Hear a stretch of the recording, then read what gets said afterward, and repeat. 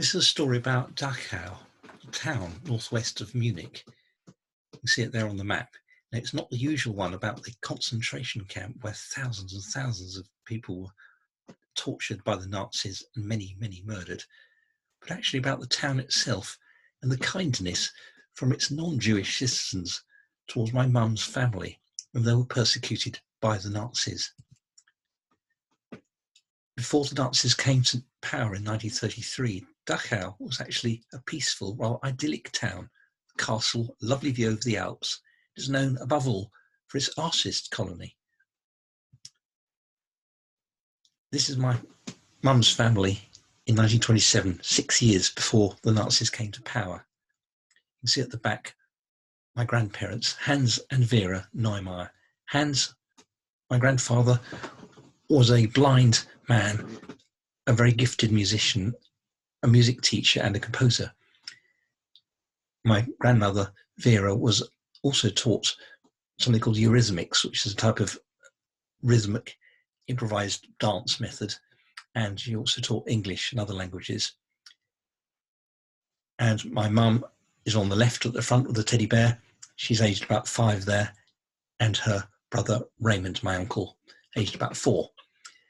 Now, the family wasn't actually Jewish by religion. They didn't follow the Jewish religion at all, but they had Jewish ancestry. It was enough to make them Jewish by Nazi law.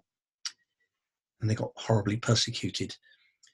Now, 6 years after that picture of a happy family around the tea table in their garden,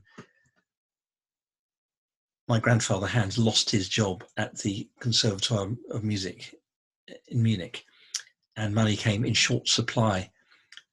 My mum and uncle that had a happy childhood, but suddenly they found their children throwing stones at them, shouting out, "Zau Juda," which meant Jewish pig. It's a horrible thing to say. And they were forced, the family was forced to leave their house in 1938 by the Nazis. They made them homeless. They didn't get any compensation for it. And 6 months after that, in May 1939, the family split up. My mum and uncle were on a Kindertransport, a children's transport to England, to go and stay with a new family, leaving their parents behind in Munich, and they never saw their parents again. Their parents were both murdered by the Nazis in concentration camps. But in those dark years of the 1930s, the Nazi years, there were a number of locals who rallied round the Neumeyer family and helped out. It's a network of friends. And some of them even looked after their possessions during the war. There's 2 of them I'm going to talk about now. Firstly, the Wirsching family. Anselm Wirsching was the son of the 2 artists, Aryan and Otto Wirsching. Now, Otto died a long time before the war, but Aryan was around for long after. They lived in a large house called the Pollenhof in Dachau, and Aryan Wirsching used to help out the Neumeyer family with food and all sorts of moral support. Anselm used to play a lot with my mums and uncle and their friends in those pre-war years. They had many happy memories, but he was Aryan, non-Jewish, and although he'd qualified as a vet before the war, he was called up for war service for the Nazis, and he was taken prisoner of war in the Battle of Alamein in Egypt by the Allies, so captured by the British in 1942, and he is held in this POW camp for 5 years. So during those long, boring days in the desert, he started writing to my mother after the war, trying to get his life back in order and get his job back as a vet.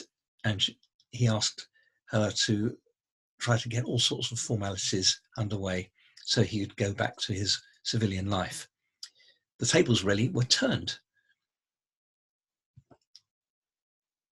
But the Allies took him to England for a denazification course at this place, Wilton Park in Buckinghamshire.